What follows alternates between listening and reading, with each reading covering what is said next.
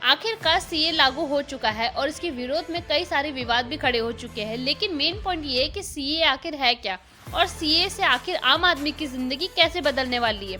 इसलिए आज इस वीडियो को आप आखिर तक इत्मीनान से जरूर देखिएगा, क्योंकि आज आपको वो तमाम सवाल जो सीए से जुड़े हुए उन सभी सवालों के जवाब मैं इस वीडियो में देने वाली हूँ।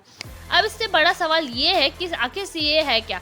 नागरिकता संशोधन कानून, जिससे केंद्र सरकार ने साल 2019 का वो वक्त था जब संसद में पास किया गया था।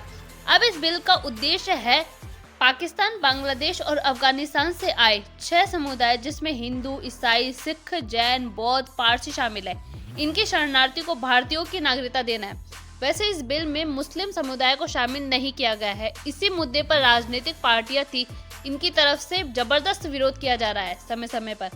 अब मैं आपको ये बताती हूँ कि 3 साल पहले जब संसद में ये संशोधन कानून पास हुआ था, तो इस पर पूरे देश में तीखी प्रतिक्रिया और विरोध भी देखने को मिला था।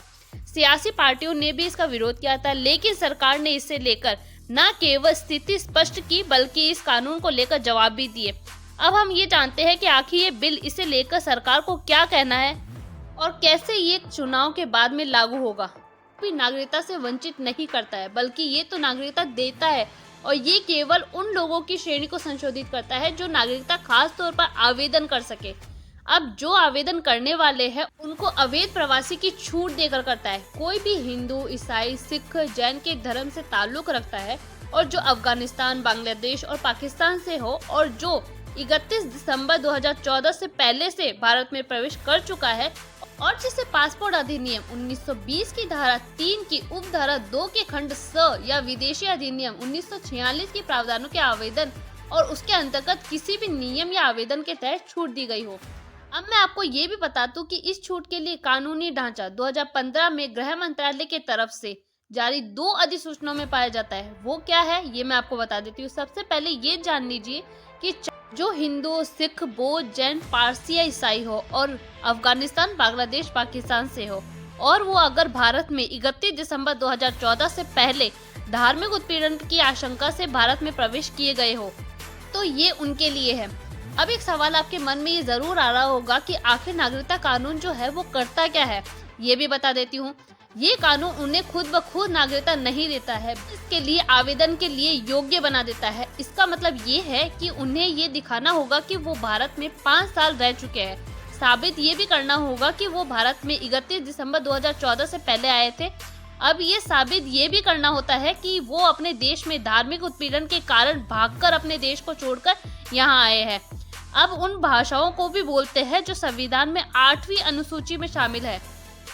नागरिकता कानून 1955 की 30वीं सूची की जो अनिवार्यता है उनको पूरा करता हो। इसी के जरिए वो आवेदन के पात्र हो सकते हैं। उसके बाद भारत सरकार का फैसला होगा कि वो उनको नागरिकता दे या फिर ना दे। एक सवाल ये भी है कि आखिर वीजा शरणार्थियों को कैसे जारी किया जाएगा। भारत की तरफ से जो शरणार्थी धर्म के बगैर भी भारत में आराम से रह रहे हैं, शरणार्थियों को रहने के लिए लंबी अवधि स्टे वीजा जारी किए जाएंगे। अब आपको ये भी जान लेना चाहिए कि एजेंसी के अनुसार भारत में म्यांमार यानी कि श्रीलंका, अफगानिस्तान, इस तरह के देशों के बहुत सारे ऐसे शरणार्थी हैं जो आराम से रह रहे हैं। सरकार का कहना ये भी है कि ये कानून मुस्लिम शरणार्थियों को कवर नहीं करता है, क्योंकि हमारी स्थिति ये है कि जब हालत उनके लिए सुरक्षित हो जाएगा तब शरणार्थी अपने घर वापस लौट सकते हैं और उन्हें लौट जाना चाहिए, ये भी इसमें कहा जाता है। अब एक और बड़ा सवाल ये है कि भारत शरणार्थियों को वीजा आखिर देता कैसे है। तो ये भी जान लीजिए कि भारत की नीति हमेशा गैर समावेशी की थी। इस सरकार के होने के बहुत पहले से कुछ देश, विशेष तौर पर संवैधानिक तौर पर इस्लामिक राष्ट्र, अब वहाँ का जो आधिकारिक धर्म है वो इस्लाम है, जबकि कुछ मुस्लिम भागकर भारत में आते हैं। वो अपने देशों में जुल्म और अत्याचार के हालात के चलते वहां से भागकर भारत आ जाते हैं। अब इस बात का कोई मतलब ही नहीं बनता है कि उन्हें नीति दृष्टिकोण के अनुसार न्यूट्रलाइज कर दिया जाए। अब एक सवाल ये भी है कि गैर मुस्लिम शरणार्थियों के लिए आखिर दिक्कतें क्या है। गैर मुस्लिमों के लिए पड़ोसी देशों में संवैधानिक तौर पर दिक्कतें हैं और उनको लेकर ऐसा दृष्टिकोण है कि उनके साथ वहाँ ऐसे अत्याचार हो रहे, मानो वो वहाँ रहने के लायक ना हो। अब इसलिए गैर मुस्लिमों के लिए एम्बेसी का मतलब बनता है, जबकि मुस्लिमों को अलग अलग केस के तौर पर वहाँ पर लिया भी जाता है। उदाहरण के तौर पर जैसे कि सीरिया और अफगानिस्तान, इस तरह के कई सारे देशों से आने वाले मुस्लिमों के लिए किया भी है। एक बड़ा सवाल ये भी है कि रोहिंग्या मामले को सरकार किस तरह से ले रही है। तो ये भी जान लीजिए कि बर्मा की स्थिति ये है कि रोहिंग्या वास्तविक तौर पर अविभाजित भारत के समय में भारत आए थे, तब जबकि ब्रिटेन बर्मा पर कब्जा कर लिया था। अब इसलिए बर्मा इसे जातीय ग्रुप या योग्य नागरिकता में नहीं रखते हैं। भारत इस विवाद में फंसा हुआ है कि अगर भारत रोहिंग्या को बाद में न्यूट्रलाइज का अधिकार दे देता है तो ये बर्मा के साथ हमारा नाजुक विवाद को अपसेट कर सकता है। भारत में रोहिंग्या को शरणार्थी प्रोटेक्शन और साथ ही लॉन्ग टर्म वीजा मिला हुआ है, लेकिन वो भी अभी नागरिकता के योग्य नहीं है। अब सवाल ये भी है कि क्या कानून मुस्लिमों के खिलाफ है? तो ये ऐसा नहीं है। ये बहुत ही इंपॉर्टेंट सवाल है, तो इस सवाल का जवाब मैं नेक्स्ट वीडियो में दूंगी। अब तब तक के लिए bye. Thank you so much, आपने वीडियो को एंड तक देखा और आई होप आपके लिए हेल्पफुल रही होगी।